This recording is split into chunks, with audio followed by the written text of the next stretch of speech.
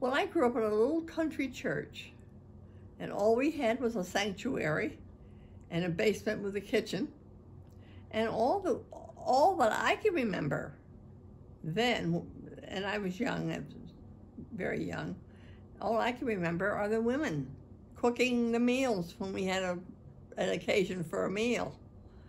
And then we moved into town to another church, Methodist church, because our parents felt that we should be going to Sunday school with our school friends. We weren't having any friends back in the little country church. And it was a larger church and we had more rooms, but we still had no women participation except for Sunday school teachers and I forget the name of the organization, the women's organization, but they had one. And again, cooking in the kitchen. There was nothing in the pulpit ever. They were in the kitchen, for sure. They were in the kitchen. Or they might teach Sunday school. They would be part of an active, pretty active women's group of one configuration or another. Maybe involved in a mission project, and then invite a mission person to come to the church and give a big presentation on a given Sunday. Sing in the choir, play the organ, be the minister's wife. They could do any number of things. They played a critical role, but not in significant leadership, and certainly not in the pulpit. Yeah, I grew up in two fairly small Presbyterian churches in South Carolina, and there was no ordination of women of any kind, but the women were mostly all of the Sunday school teachers, except for the men's Bible class, and the women were youth group leaders, and of course the women ran the kitchen. So, you know, as far as I knew, the elders were the ones who served communion, and I'm not sure exactly what the deacons did, frankly, and we didn't have trustees. So that was when I was growing up. I was ordained in 1961, and at that time, a presbytery meeting was overwhelmingly male. There were a few women, but the standard way of addressing the presbytery was by speaking to the fathers and brethren. And fathers and brethren was the very essence of the sense of community. And the idea that we would break out of that was perhaps beginning to dawn, but it really still was an overwhelmingly male world. I mean, I just saw my mother and all her friends in the church doing all the work. And yeah, no. And even though the ministers were very nice and I liked them, yeah, never a woman among them, you know, growing up. And not until, you know, really much later when I went to seminary, you know, in 1979. And even though we had, you know, some women in focus here, Westminster wasn't hiring them, you know, until later when Betty Sutherland came along, and yeah, anyway. My first remembrance of any female was here in Westminster. It was Betty Sutherland. I'm sure her name has come up many times with your visit. But I remember thinking, gee, what's it going to be like to have a female in the pulpit? And I was quite questionable about it. But it made no difference. I mean, as far as I felt about it anyway. But after I graduated from college, I went to work in Richmond, Virginia. And there I ran into Dr. Rachel Henderlight, I don't know whether you know of her, but she was the sort of the outstanding Christian educator in the Southern Presbyterian Church at the time, and she had written books and everything, and she wanted to be ordained to the ministry. And this would have been in 58, 59, something like that. And she was later ordained, but it was probably a good 8 or 10 years after that. But she was the first woman who was ordained in the Southern Presbyterian Church at the time. I thought, why not? You know, I mean, she's as smart as any of the guys. When we lived in Pittsburgh, Roger Hull was the pastor of the church where I became an elder.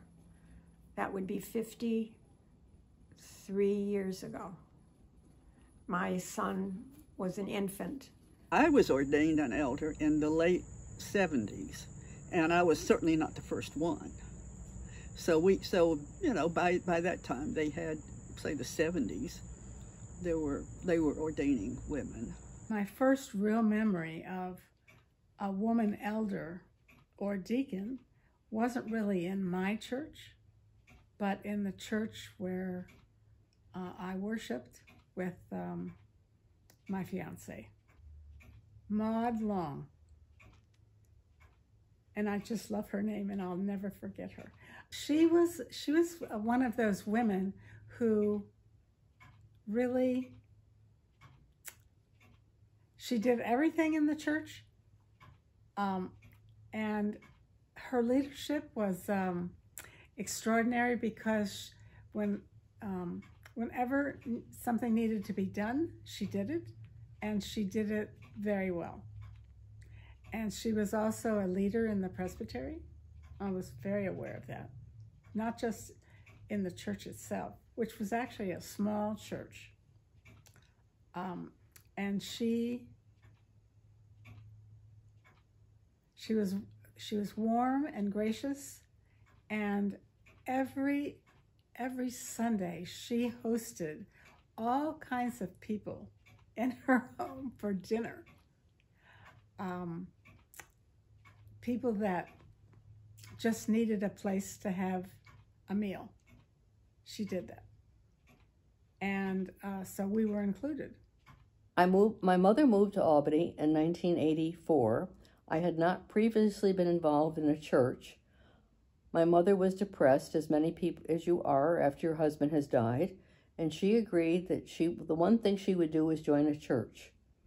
Dr. T. Norman Hurd had known my father and previously invited me to join Westminster, so I accepted the invitation when Mother came to Albany, and thanks to Dr. Hurd, I immediately became involved in all sorts of activities. We joined the church in 1985, and I was first on the mission committee, thanks to Valerie Shanley's mother, and then I was asked to become a member of the trustees, I think in 1989, and Mr. John Kinham, who'd been active in the church for years, agreed to be president of the Board of Trustees, and he asked if I would be the vice chair, because he knew he was leaving the following year, and would I agree to be the president of the Board of Trustees, because I would be the first woman to ever chair the Board of Trustees at Westminster. When I was in high school, the session consisted of 6 men, and they all served communion.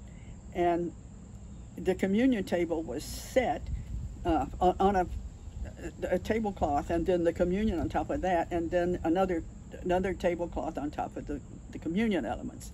When they got up to serve the communion elements, they had to remove the upper tablecloth and then sort of fold it up again. And they had a hard time doing that. It was kind of funny to sit out in the congregation and watch them struggle. And then, of course, they had to put the cloth back on when the communion was completed, and that was a little easier at that point for them. But I just remember seeing their struggle and thinking, the women could have taken that cloth off and folded it so much more easily. The issues surrounding women began to occur.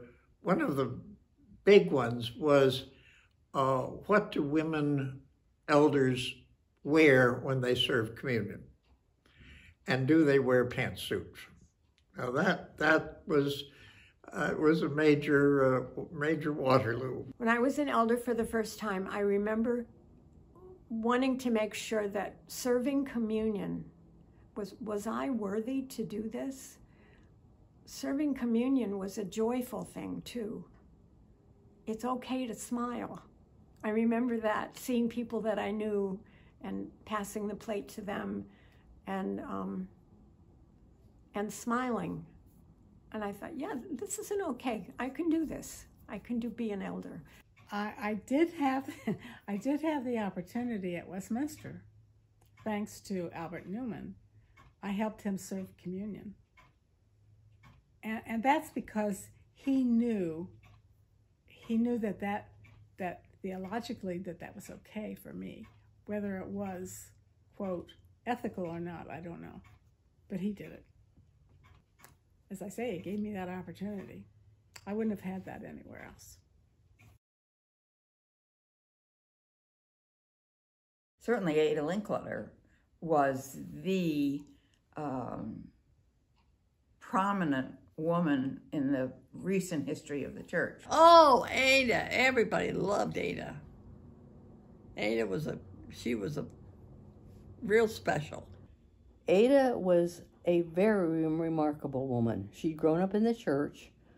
I got to know her best through my mother, because Mother joined the Circle A, I think it was called, women who met regularly at the church.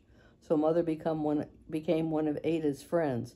But it was clear that she was highly respected throughout Presbytery and made enormous contributions to Westminster. At Westminster, I remember particularly Ruth Andrews being very much a Sunday school teacher for years, as was Ann Hurd.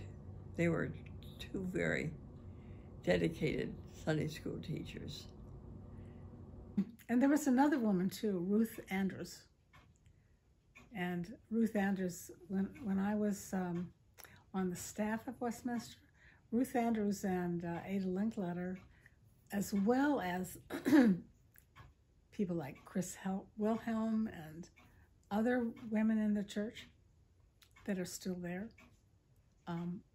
Sushel, were my staff or my teachers in the church school. So it was really a wonderful it was a wonderful experience to have as an educator, to have that kind of quality in a teaching staff.